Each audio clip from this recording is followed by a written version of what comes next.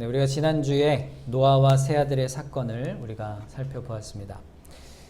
그 사건에 이어서 오늘 본문은 그 노아의 세 아들인 셈과 함과 야벳, 이 아들들의 족보에 대한 이름들이 쭉 등장을 하는 내용을 담고 있습니다. 그 중에서 오늘은 그 중에서 함의 족보를 우리가 오늘 본문으로 읽었습니다.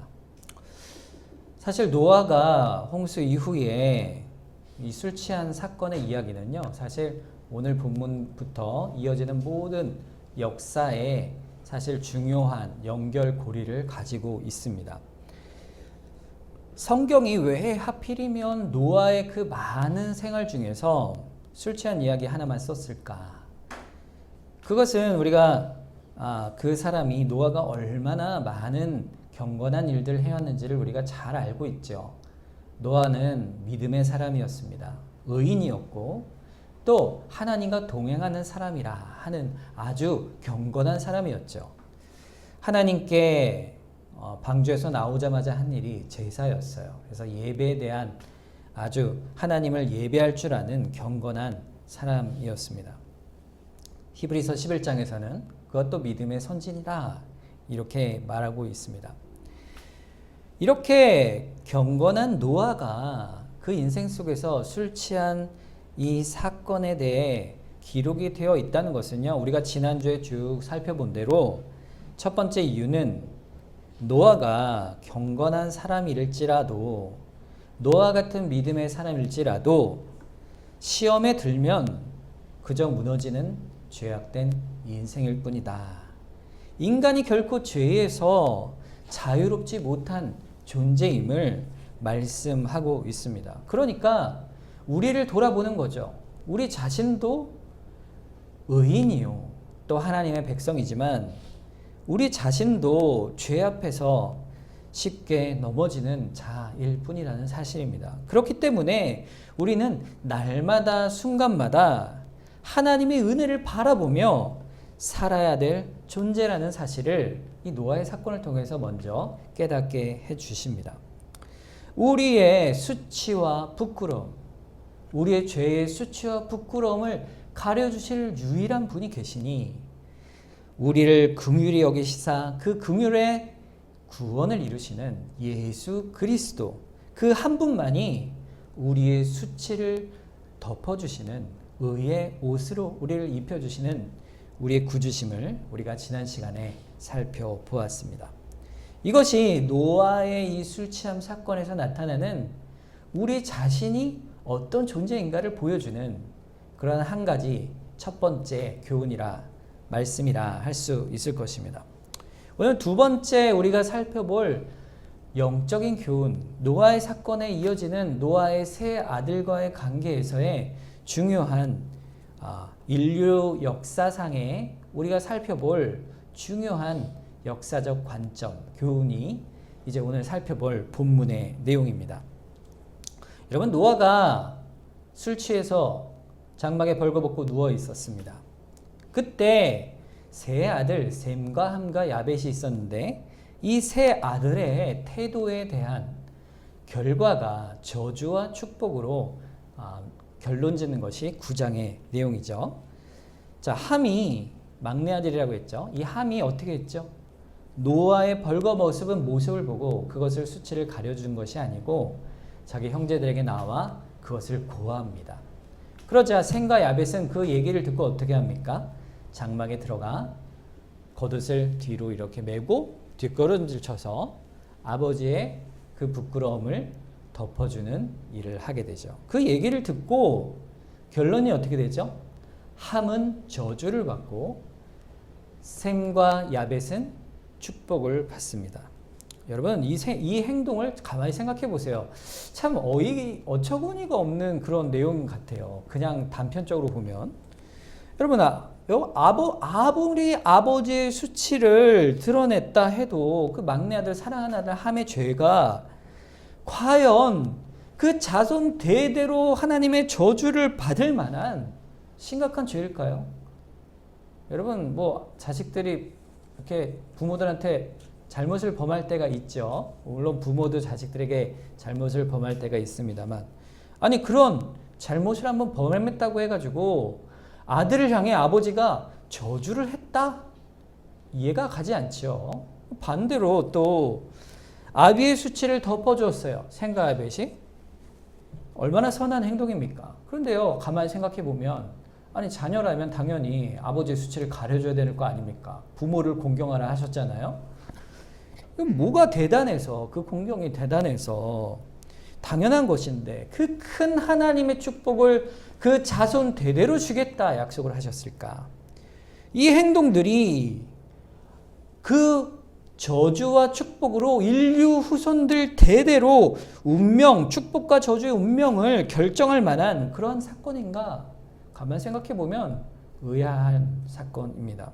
심지어요, 이 사태가 누구에게서 비롯된 사건입니까? 자식들이 아니잖아요. 노아 자신의 원인 제공을 통하여 이러한 술 취함이라는 죄를 통하여 그러한 일들이 일어난 것이죠. 노아 자신이 실수했다 해요. 그것을 보고 화가 나서 함에게 저주를 하였다 한들 그 저주가 이루어질 리도 없고, 야 칭찬한다 하여 축복하여 그 자손 대대로 하나님이 복을 주시는 것도 역사상에서 실현될 수 없는 일인 것은 당연합니다.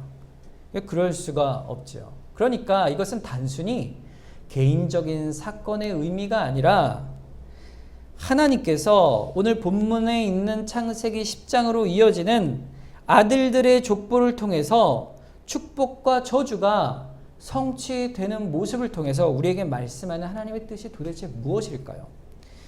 노아가 세 아들에게 한 저주와 축복의 사건은요, 결국 개인적인 사건이 아니라는 것을 말해주고 있습니다. 이것은 하나님의 뜻과 하나님의 계획을 예언한 것이다 볼 수가 있죠.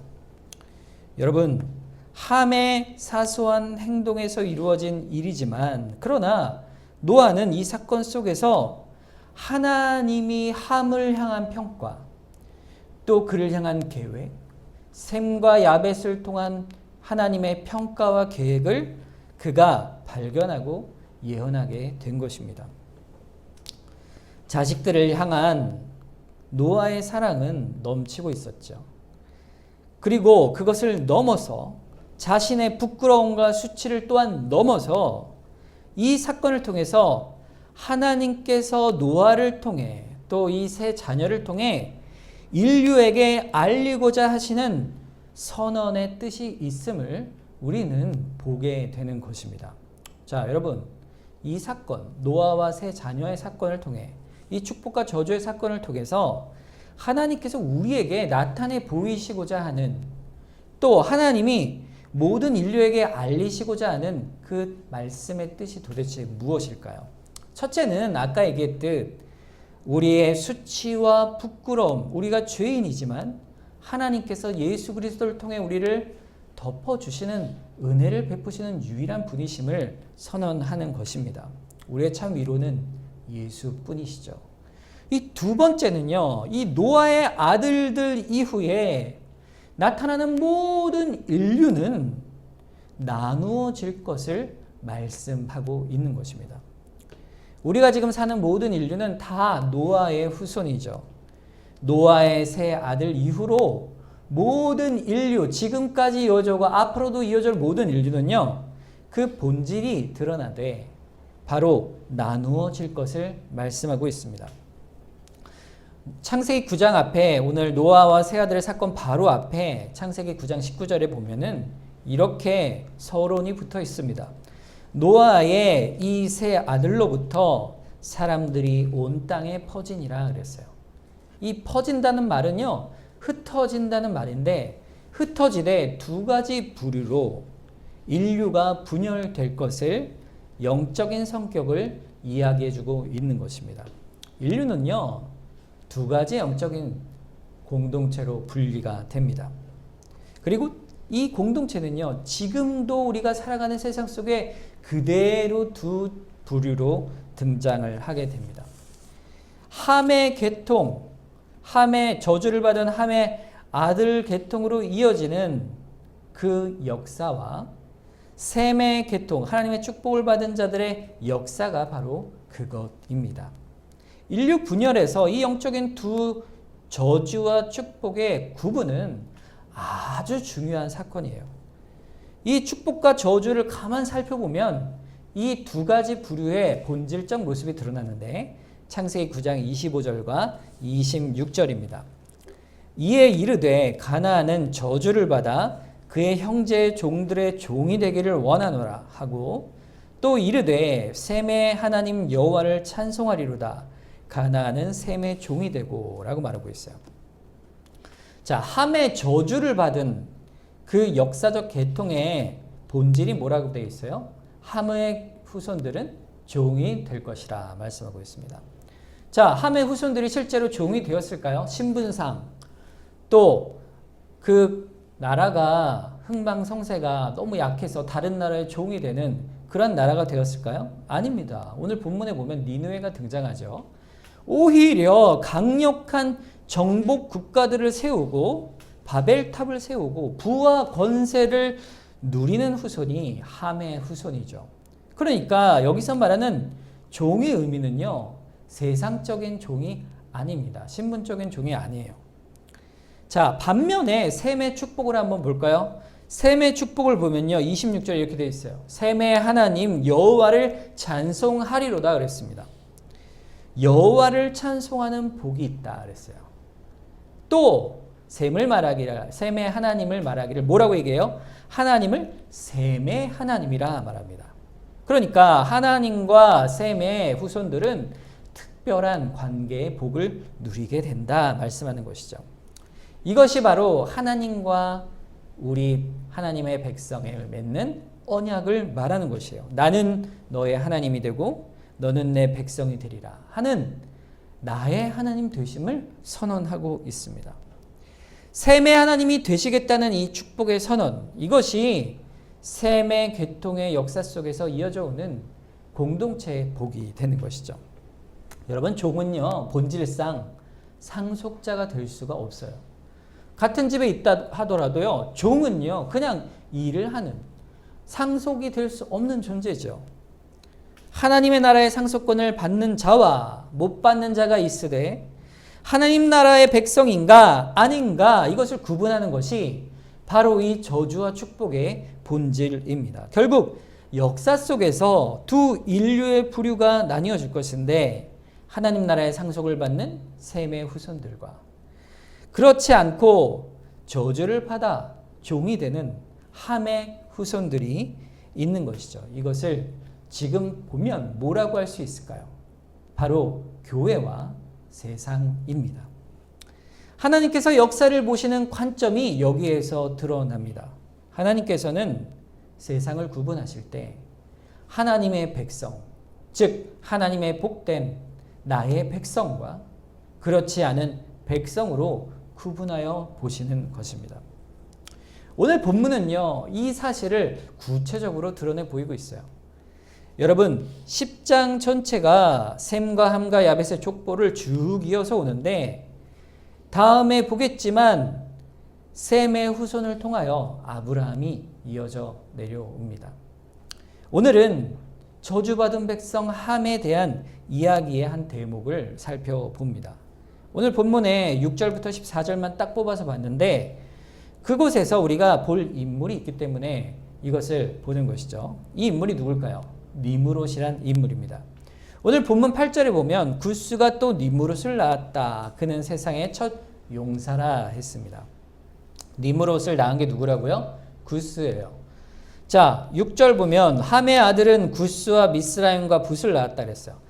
함이 누구를 낳았어요?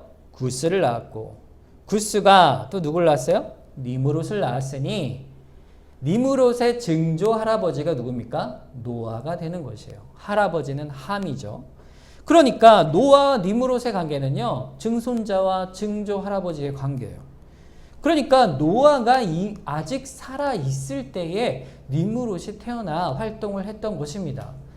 그러니까 얼마 지나지 않아서요. 바로 노아가 한 그 예언의 저주가 그대로 그 역사 속에 이어져 바로 시작이 됐다라는 것을 말하는 것이죠. 이 니므롯은요, 굉장히 중요한 의미를 갖고 있어요. 우리가 살아가는 이 세상의 역사가 무엇인가를 나타내 보여줍니다. 우리가 살아가는 이 세상의 저주 가운데 있는 세상의 모든 보편 역사가 어떤 것인가를 이 니므롯이 대표로 보여주고 있는 것이죠. 니므롯은 어떤 존재일까요? 8절에 다시 보면 구스가 또 니므롯을 낳았으니 그는 세상에 무엇이라? 첫 용사라 했습니다. 여러분, 용사가 어떤 사람입니까? 영웅이죠. 용감한 자. 뒤에 설명하기를 용감한 사냥꾼이라 이렇게 표현을 하고 있어요. 그런데 그 앞에 수식어가 붙습니다. 뭐라고 붙죠? 첫 용사, 처음 용사래요. 처음 용사. 여러분, 노아의 후손들 가운데요, 탁월한 사람이 없었을까요? 뛰어난 사람이 분명히 있었을 겁니다. 그리고 아주 용감한 사람, 뛰어난 사냥꾼도 있었을 거예요. 그런데 이 사람 니므롯을 얘기할 때는요, 이전에 보지 못했던 너무 빼어난, 뛰어난, 용감무쌍한 사냥꾼이라, 이런 뜻이에요. 이 첫 이란 말이 그런 뜻입니다. 이전에 보지 못한 그 뛰어남을 가진 매우 탁월하고 강력한 사람, 그 재주가 어떤 성격을 가졌느냐, 9절에 보니까 이렇게 되어 있어요. 그가 여호와 앞에서 용감한 사냥꾼이 되었으므로 여호와 앞에서 용감한 사냥꾼이 되었다. 여러분, 이 말이요, 아주 중요합니다. 여기 여호와 앞에서라는 말이 있죠. 자, 여호와 앞에서 어떤 말일까요? 여호와 앞에서 참 뛰어나 칭찬할 만하다, 이런 뜻일까요? 그런 뜻이 아닙니다. 이 말은요, 여호와 앞에 서 있다는 말이에요. 하나님 앞에서 목을 쳐 들고 내가 이 말하면 당신이 나의 뛰어남을 인정하지 않을 수 없지 않습니까? 당신이라도 나만 하겠는가? 라고 교만히 고개를 뻣뻣이 들고 하나님을 대적하는 자의 모습을 하나님 앞에서라고 말을 하고 있는 것입니다. 니므롯은 너무 뛰어난 사람이에요. 그런데 그가 그 뛰어남으로 무엇을 했습니까? 하나님을 대적한 것이죠. 마치 사탄이 하나님을 대적한 것과 같은 것입니다. 결국 하나님 앞에서조차 교만하게 자신의 목을 쳐듣는 그가 어떤 자라 합니까? 사냥꾼이라 이야기를 하죠.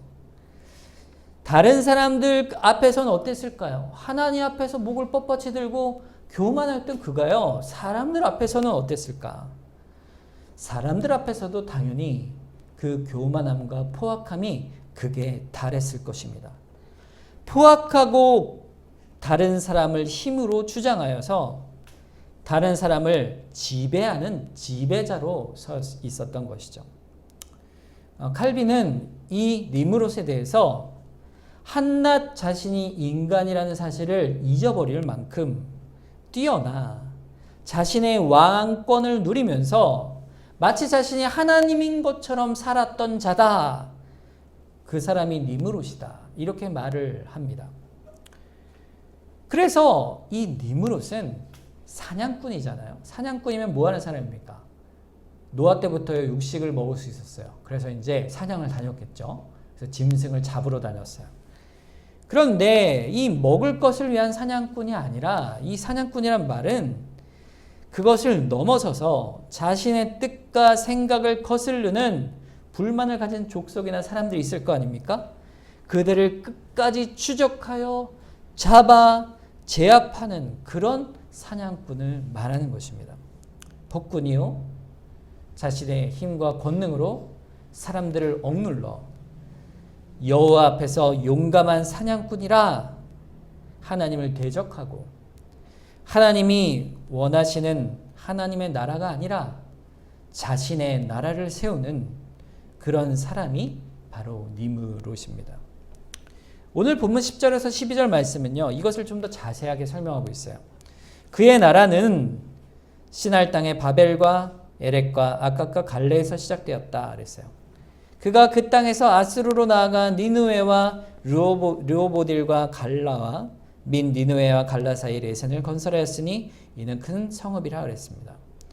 그의 나라다 그랬어요. 그가 나라를 세웁니다. 처음에 네 성읍을 기초로 나라를 세우죠. 신할 땅 바벨. 이곳은 곧 있을 바벨탑, 신할 땅에 바벨탑을 짓는 사건의 배후가 되죠. 또 바벨론 땅을 이야기합니다. 바벨, 에렉, 악갓, 갈레 이 네 성읍을 시작으로 권력을 세워가고 11절에 가면 나아갔다 했어요. 어떻게 나아갔을까요? 정복하여 나아간 거예요.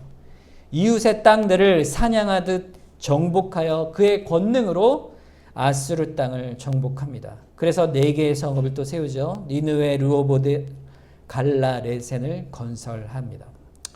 모든 인류의 구심점을 자신이 세워 나라를 건설한 것이죠. 사람의 나라를 건설한 것입니다. 그리고 그 구심점을 삼기 위해 바벨탑을 건설하죠. 결국 이것이 무엇을 뜻할까요? 홍수의 심판이 있은 지 몇 세대 되지 않고 겨우 2세대가 지나면서 함의 아들 구스의 아들인 니므롯이 방주의 구원의 세대가 살아있는 그 시점에 이미 역사 속에 하나님의 나라를 대적하는 그러한 강력한 국가와 조직을 이루는 니므롯이 세워져 간 것입니다. 지금까지 그 모든 역사 속에 그 니므롯의 역사는 저주는 계속해서 이어져 오고 있는 것이죠. 결국 이것은 무엇을 의미할까요? 에덴 동산에서부터 하나님의 나라의 건설을 무너뜨리고자 했던 뱀, 사탄이 미혹하여 그 질서를 무너뜨리고 결국 홍수의 심판 이후에 새롭게 또 생육하고 번성하여 땅에 충만하신 하나님의 섭리 속에 하나님의 나라를 이루시고자 할 때 마귀는 또 그 모든 재능과 힘을 하나님이 부여해 주신 것을 다 동원하여서 하나님의 나라를 대적하는 마귀의 나라를 세워가는 것이 바로 세상의 모양입니다. 이것이 역사에서의 핵심적 세력으로 등장해 가죠. 이것이 얼마나 강력하냐, 오죽하면 이것이 속담으로 이어져 와요. 9절에 속담에 이르기를 아문은 여호와 앞에서 니므롯같이 용감한 사냥꾼이로다 할 만큼 니므롯이 세운 그 사람의 나라는 강력한 나라로 세워져 갑니다. 하나님의 나라를 대적하는 역사의 세력의 대명사가 바로 그 포악하고 하나님의 앞에 그 권세가 높은 줄 모르는, 심지어는 자신을 그 권력으로 신으로 삼는 온갖 세상의 가치와 권력, 그것이 다 니므롯과 같은 것입니다. 실제로요, 역사 속에 이 니므롯의 저주받은 세력은 이스라엘을 무너뜨리는 역할을 수행하게 됩니다. 니므롯의 후손이 누구죠? 바벨론, 또 아수르입니다. 이 바벨론과 아수르는요, 하나님이 택한 이스라엘 백성을 무너뜨리는, 멸망시키는 그 나라 당사자가 됩니다. 북왕국과 이스라엘이 나눠질 때 북왕국 이스라엘은 아수르에 의해서 기원전 722년에 멸망을 하게 되고, 남유다 왕국은 바벨론에 의해서 기원전 586년에 멸망을 하게 됩니다. 그러니까 이때로부터 창세기 이후 노아의 이후에 있었던 그 모든 저주가 결국에 이스라엘 역사 속까지 이어져 오고, 그 역사 속에 하나님의 나라를 대적하는 니므롯의 권세가 계속 이어져 오는 것이죠. 요약을 하면 결국 이런 것입니다. 노아의 홍수 이후의 역사를 무엇이라고 할 수 있습니까? 바로 영적으로 말하면 인간이 여전히 죄에 부패한 영역 아래에 있어 우리가 아직 죄인의 영역 가운데서 오직 주님만을 바라볼 수 없음을 첫 번째로 드러낸과 동시에, 둘째로 니므롯에 대한 이야기는 이 역사가, 이 세상사가, 이 세상의 보편적 모든 역사와 권력들이 어떤 관점에서 우리가 봐야 하는지를 보여주는 것이라 할 수 있는 것입니다. 이 땅의 나라는 어떠한 나라든지 근본에서 있어 그 제국의 힘이 하나님을 대적하는 성향을 가지고 있는 것입니다. 이걸 뒤집어 얘기하면 이 세상에 사람이 세우는 모든 나라는 그것이 제 아무리 강력하고 또 아주 광활한 영토를 갖고 있으며 유구한 역사가 있다 할지라도 또 그 국력이 세계에서 제일 간다 할지라도 결코 하나님 나라가 될 수 없음을 말하는 것입니다. 심지어는 스스로 우리는 기독교 국가야 라고 말한다 할지라도 그 나라의 본질도 역시 다르지 않다는 것이에요. 여러분, 미국이 하나님의 나라일까요? 아닙니다. 대한민국은 어떨까요? 하나님의 나라입니까? 아닙니다. 이 세상의 모든 권력은 스스로 아무리 하나님과 가깝다 말한다 할지라도 니무롯의 나라에 불과한 것이에요. 그것이 바로 영적인 세상의 모양입니다. 사람이 세우는 제국의 통치의 역사는 근본적으로 니무롯과 같은 것이요.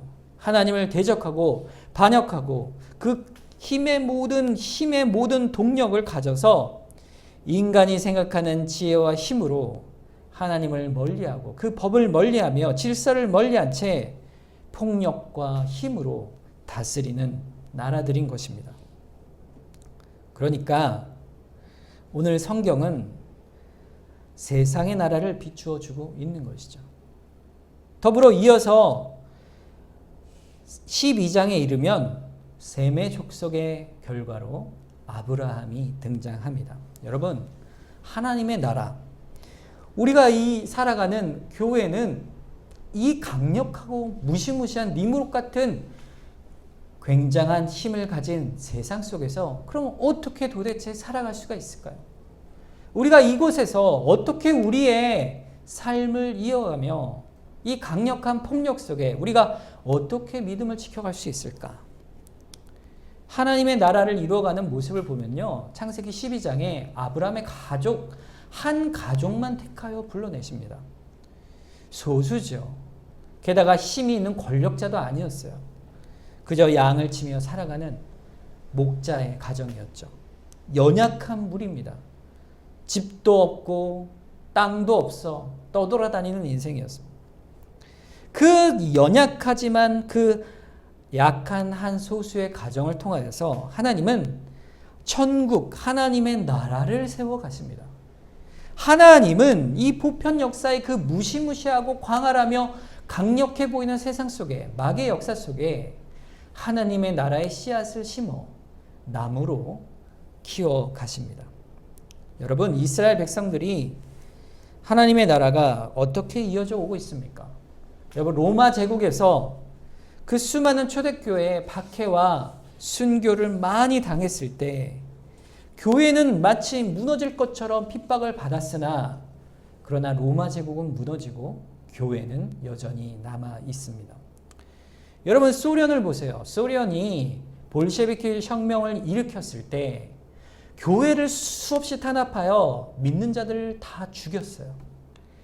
얼마나 많은 피를 흘렸는지 몰라요. 그러나 그 강력한 소련도 공산 정권도 100년도 되지 않은 채 무너져 버렸습니다. 독일의 나치 정권은 어땠을까요?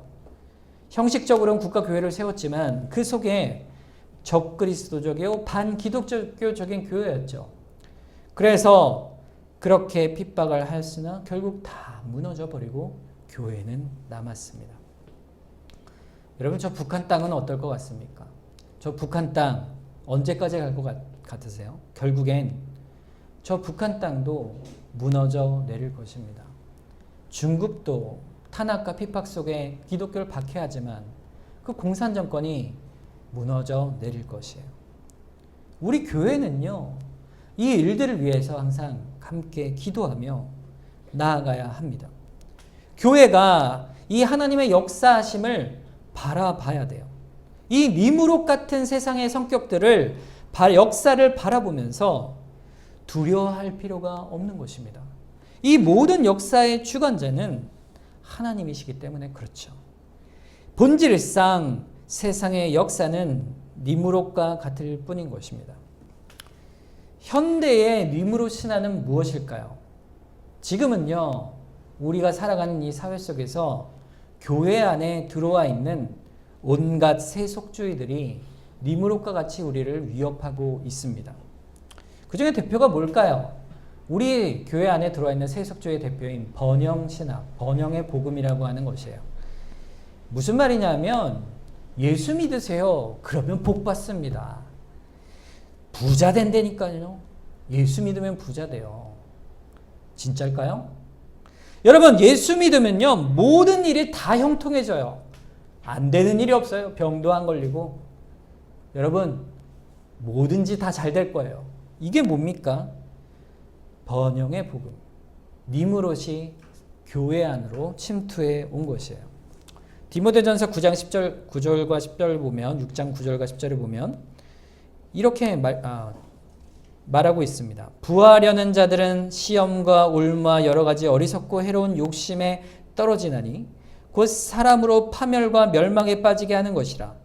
돈을 사랑함이 일만항의 뿌리가 되나니 이것을 탐내는 자들은 미혹을 받아 믿음에서 떠나 많은 근심으로써 자기를 찔렀도다 했어요. 예수 그리스도로 인한 생명이 아니라 자멸의 행동을 부추기는 것이 바로 이 번영의 복음입니다. 여러분, 우리가 살아가는 인생 속에 부한 것이 죄일까요? 그건 아니에요. 부하는 것이 죄가 아니고 그 부를 향해서 모든 것을 갈망하여 그것을 따라 살아가는 인생이 바로 이 번영신학과 같은 인생입니다. 예수님께서 뭐라 하셨죠? 낙타가 바늘귀에 들어가는 것보다 것이 부자가 하나님 나라에 들어가는 것보다 뭐하다고요? 쉽다 그랬어요. 그만큼 부는요, 우리가 부유해지면요, 영적으로 우리의 마음이 저주를 받는 가능성이 더 큰 것입니다. 부는 오히려 돈이 있으면 하나님을 떠날 수가 있어요. 권력이 있고 재주가 있고 니무롯과 같은 뛰어남이 있을 때 우리는 더 하나님 앞에 겸손해지기 어려운 것이죠. 우리는 더욱더 그것이 권력이, 돈이, 관계든 무엇이든지 우리가 신앙 앞에, 하나님 앞에 괜찮다 속이는 모든 것들에서 니무롯과 같은 치명적인 이런 권력에서 우리는 떠나야 하는 것입니다. 사도 요한이 교회를 향해서 이렇게 말씀하세요. 요한일서 2장 18절에 아이들아, 지금은 마지막 때라. 적그리스도가 오리라는 말을 너희가 들은 것과 같이 지금도 많은 적그리스도가 일어났으니 그러므로 우리가 마지막 때인 줄을 아노라 했습니다.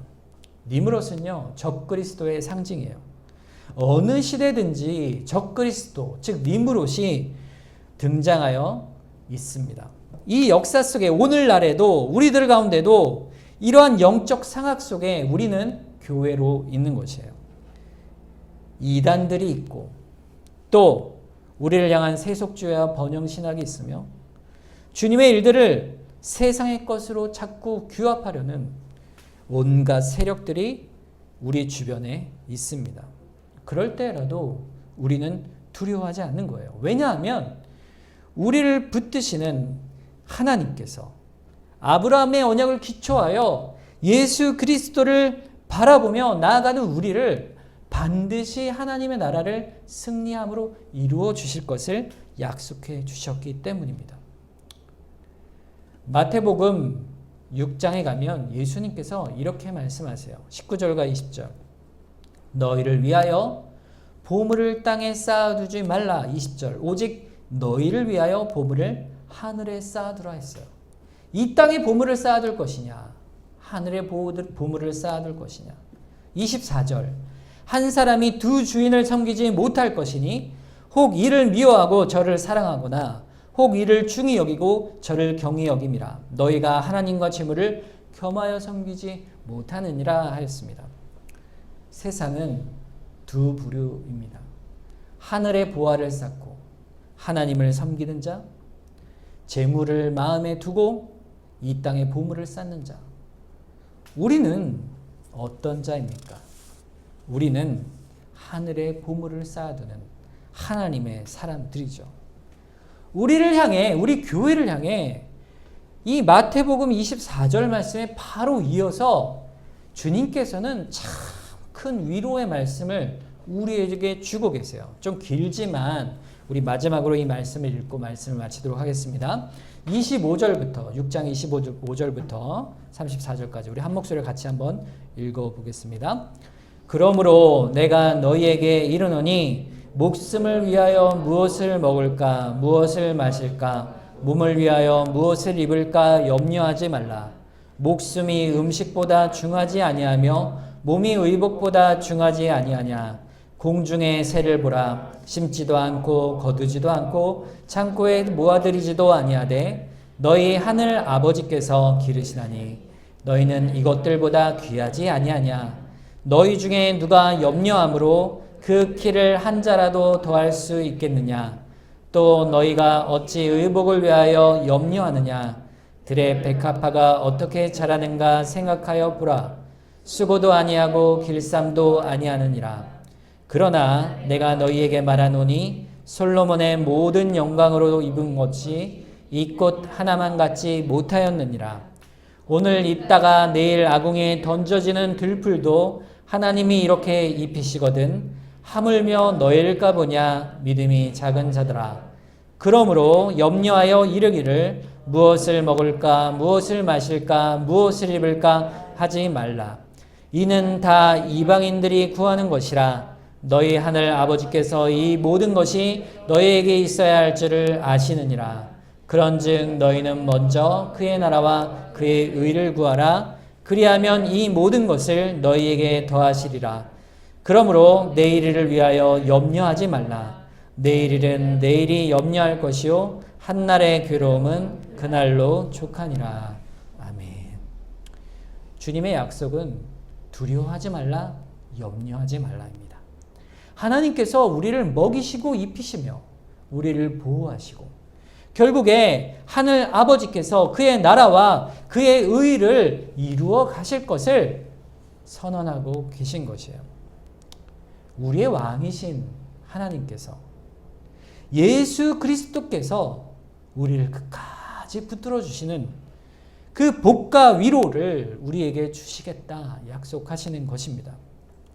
여러분, 니무롯 같은 이방의 세상 같은 그곳에 세상의 가치가 우리에게 있지 않도록 우리는 날마다 기도해야 돼요.